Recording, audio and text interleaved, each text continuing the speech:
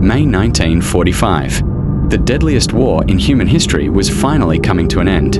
Across Europe, cities lay in ruins. Millions were dead.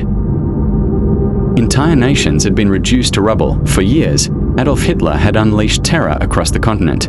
But now, Nazi Germany had fallen. The world believed justice would soon follow. So, picture being in Europe during the summertime of '45. The war is all over now. The guns are winding down. No more shooting heard.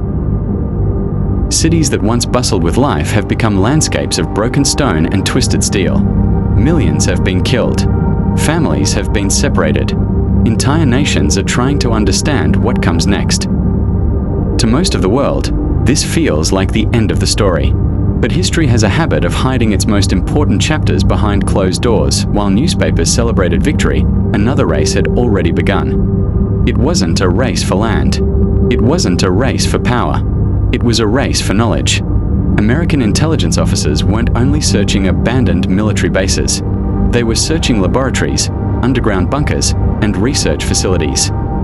And anywhere Germany's greatest scientific minds might be hiding. Because someone in Washington had reached a startling conclusion. The next World War might not be won with the largest army. It might be won by whoever possessed the greatest scientists. And America wasn't alone. Across Eastern Europe, the Soviet Union was conducting the very same search. Both superpowers understood something the rest of the world did not. Germany's most valuable weapon wasn't hidden inside a warehouse. It was inside the minds of the people who had built its rockets, engineered its technology, and pushed science further than anyone imagined possible. The question was no longer whether these scientists would continue their work. The question was, who would find them first? That question would lead to one of the most controversial government operations in modern history. An operation that remained hidden from much of the public. An operation whose consequences can still be seen today. From the Cold War to the space race, and even the first footsteps on the moon, its name was Operation Paperclip. The war was over, but the search had only just begun. Across Europe, thousands of Allied soldiers were celebrating victory. Cities slowly began rebuilding, families searched for loved ones, and newspapers around the world declared that peace had finally returned. Yet hidden beneath the celebrations was another mission, one that very few people knew existed. This time, the targets were not enemy soldiers. They were physicists, chemists, engineers, mathematicians, and rocket scientists. To American intelligence, these men represented something more valuable than gold. They carried years of research inside their minds, knowledge that could shape the future of warfare, aviation, and eventually, space exploration. The United States understood that whoever secured this knowledge first would gain an advantage that could last for generations. But America wasn't alone. Thousands of kilometers away, Soviet intelligence officers had reached exactly the same conclusion. They, too, were moving through occupied Germany, searching abandoned laboratories, hidden bunkers, and military research centers before their rivals could get there. It had become a silent race, not a race fought with bullets but with information. Every passing day increased the possibility that a brilliant scientist could disappear into another occupation zone, taking years of priceless research with them. Intelligence officers hurried through damaged cities carrying lists of names, photographs, and reports. Some scientists surrendered willingly. Others attempted to hide their identities. A few simply vanished, hoping to avoid both sides altogether. The urgency wasn't driven only by curiosity. During the final years of the war, Germany had developed technology that shocked the Allies. Among the most significant achievements were the V-2 rockets, the world's first long-range guided ballistic missiles. For the first time in history, a weapon could travel faster than the speed of sound and strike a target many kilometers away. Military leaders immediately recognized what this could mean. If such technology continued to advance, the next war would look completely different from the last. Instead of competing for battleships or fighter aircraft, future superpowers might compete for missiles capable of crossing continents. That possibility changed everything. As American investigators stepped into abandoned laboratories, they found more than broken equipment and empty desks. They discovered blueprints, unfinished experiments, technical reports, and evidence of scientific breakthroughs that many believed were years ahead of their time. Each document raised another question. If Germany had managed to achieve this during the chaos of war, what could these scientists accomplish in peace? Behind closed doors, officials in Washington began debating an extraordinary idea rather than treating every German scientist as an enemy. What if some of them became America's greatest asset? It was a proposal filled with difficult questions. Could scientific brilliance outweigh a person's past? Should knowledge be separated from the government it once served? And if America refused to recruit these experts, what would happen if the Soviet Union welcomed them instead? Those questions would soon lead to one of the most controversial decisions in modern history. Because the search was about to focus on one man whose name would eventually become known around the world. A rocket engineer whose inventions had terrified Europe during the war, and whose future would become deeply connected to America's journey into space. His name was Wernher von Braun. But before he became celebrated as a pioneer of space exploration, there was another story, one far more complicated, one that many people still debate today, and that story begins next.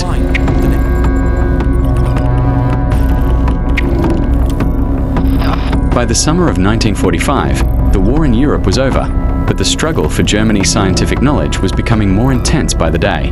The United States had already begun gathering information about German weapons programs, laboratories, and research facilities, but there was a problem. Finding the technology was one thing.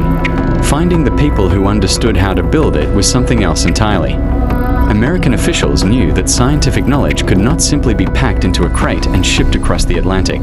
The blueprints mattered, the machines mattered, and the laboratories mattered, but the people who had designed those systems mattered most of all. And so, behind the scenes, American intelligence and military officials began assembling lists of scientists they considered valuable. Their expertise ranged from rockets and aviation to chemical weapons, medicine, and other areas of military research. These weren't ordinary immigration cases.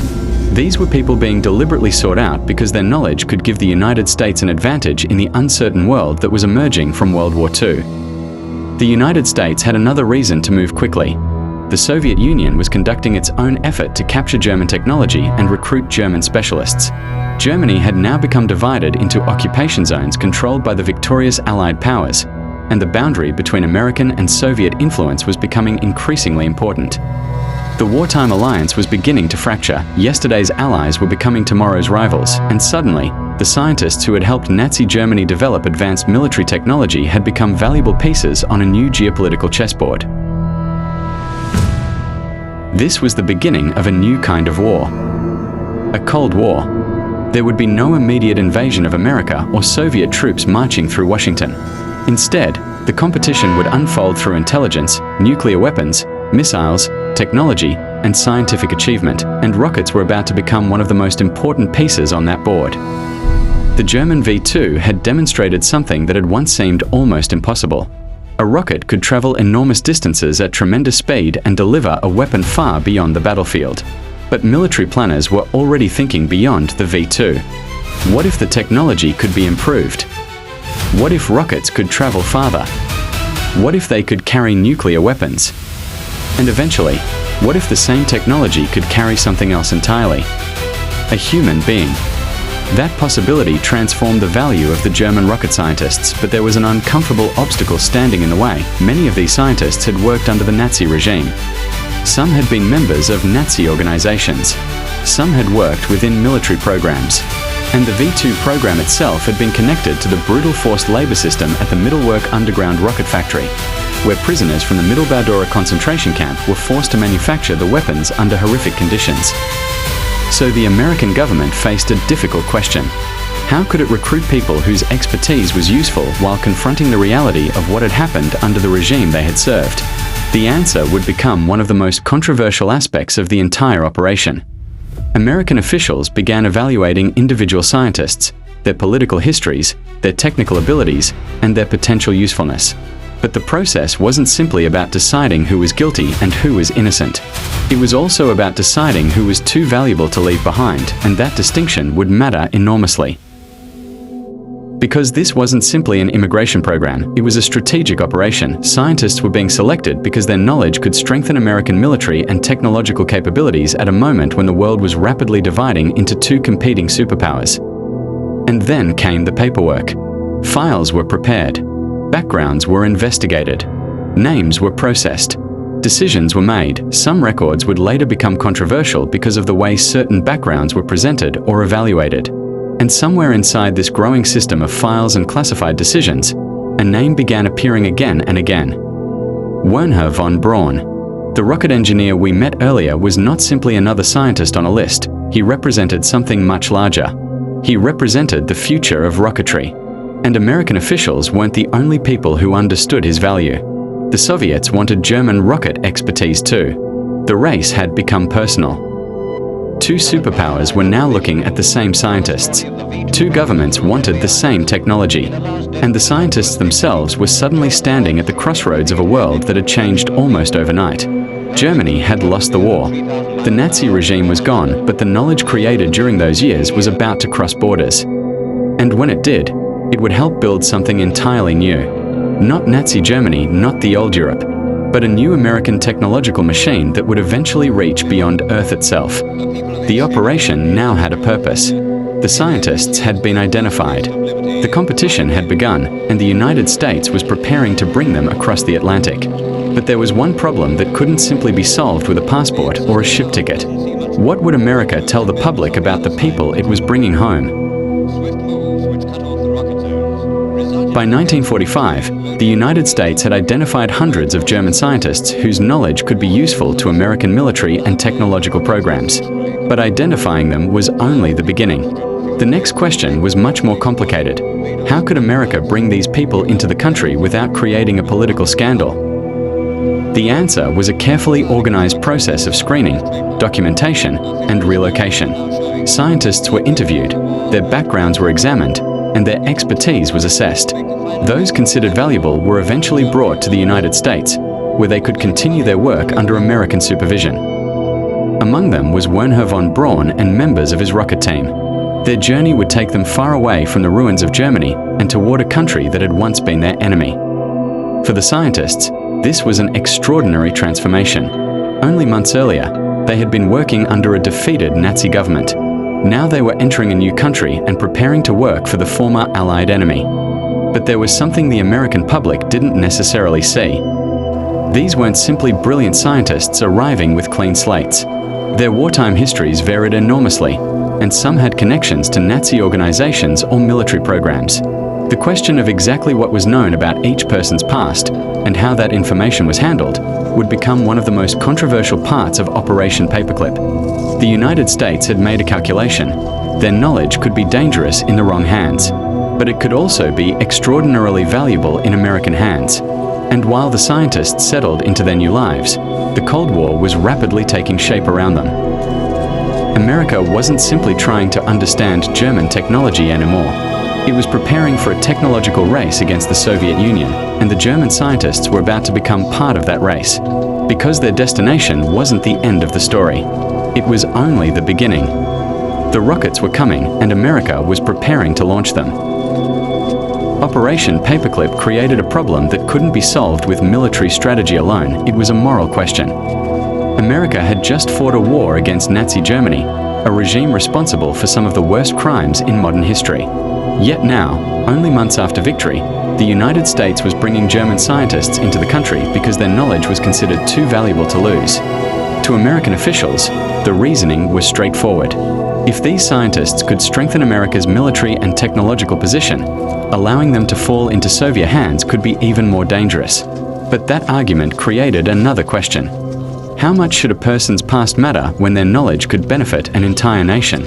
The scientists weren't all the same. Their wartime roles differed, their political affiliations differed, and their involvement in Nazi Germany's programs differed. But the controversy surrounding Operation Paperclip would partly come from the way some backgrounds were evaluated and presented during the recruitment process. The scientists brought to America were not simply placed in laboratories and forgotten. Their knowledge became part of a much larger American effort to develop rockets, missiles, and advanced military technology during the early years of the Cold War. The United States was entering a new era, and the competition with the Soviet Union was becoming increasingly intense. Every technological breakthrough mattered. Every successful launch represented more than scientific achievement. It represented national power. And among the German rocket specialists was Wernher von Braun. His team became deeply involved in America's developing rocket program, helping transform wartime German rocket knowledge into technology that could serve American ambitions. But then the competition changed. In 1957, the Soviet Union launched Sputnik, the world's first artificial satellite. For America, the achievement was a shock. The Soviets had reached space first. Suddenly, the space race wasn't a distant possibility. It was happening in real time. America responded by accelerating its own space program, eventually creating NASA in 1958. And the same rocket expertise that had once been developed for war was now being redirected toward exploration. The irony was extraordinary. Technology born during one of the darkest periods of the 20th century was now helping humanity reach beyond Earth. Wernher von Braun became one of the most recognizable figures in America's space program, and his work contributed to the development of the Saturn V rocket, the enormous vehicle that would eventually carry American astronauts toward the moon. Then, in 1969, the impossible became reality. A rocket lifted from Earth. 3 astronauts began a journey across hundreds of thousands of kilometers of empty space. And on July 20th, humanity watched as the first humans stepped onto another world. For millions of people watching, it was a moment of triumph. But beneath that triumph was a complicated history. The journey to the moon had not begun in 1969. It had roots stretching back through decades of war, scientific competition, military research, and the controversial decision to bring German specialists into America after World War II. And that brings us back to the question at the heart of Operation Paperclip: was it a necessary decision? From one perspective, American officials were facing a rapidly changing world. They feared that allowing valuable scientists and technology to fall into Soviet hands could strengthen America's greatest geopolitical rival. From another perspective, critics argue that national security should never erase moral responsibility, and that the histories of the people being recruited deserved greater scrutiny. There is no simple answer.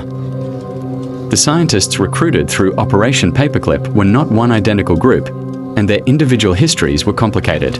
Some became important figures in American science and technology. Others remained controversial because of their wartime associations. What is clear is that the operation reflected the priorities of a world emerging from war and entering the Cold War. A generation earlier, rockets had been weapons. Now they were carrying satellites. Then astronauts. And eventually, humans to the moon. The same technological knowledge had crossed an extraordinary distance, not only geographically, but historically. From the ruins of Nazi Germany, to American laboratories, to the launch pad, and finally, beyond Earth. But perhaps the most fascinating part of Operation Paperclip isn't simply what America gained from scientists. It's the question of what happens when a nation is forced to choose between what is right and what it believes is necessary. Because history rarely gives us decisions that are completely good or completely evil. Sometimes it gives us choices where every option carries a cost. Operation Paperclip was one of those choices. For decades, much of the public knew little about the full story. Eventually, documents were declassified, historians investigated the program, and more information became available. The mystery was no longer whether the operation existed. It did. The more difficult question became what we should think about it. Was it a brilliant strategic decision that helped America win the technological Cold War? Was it a moral compromise that should never have been made? Or was it somehow both? Maybe that's why Operation Paperclip continues to fascinate people decades later. Because beneath the rockets, classified files, Cold War rivalry, and moon landings is a very human question. How far would you go to secure the future? And if you knew that the people who could help you build that future had helped create one of the darkest chapters of the past, would you still open the door?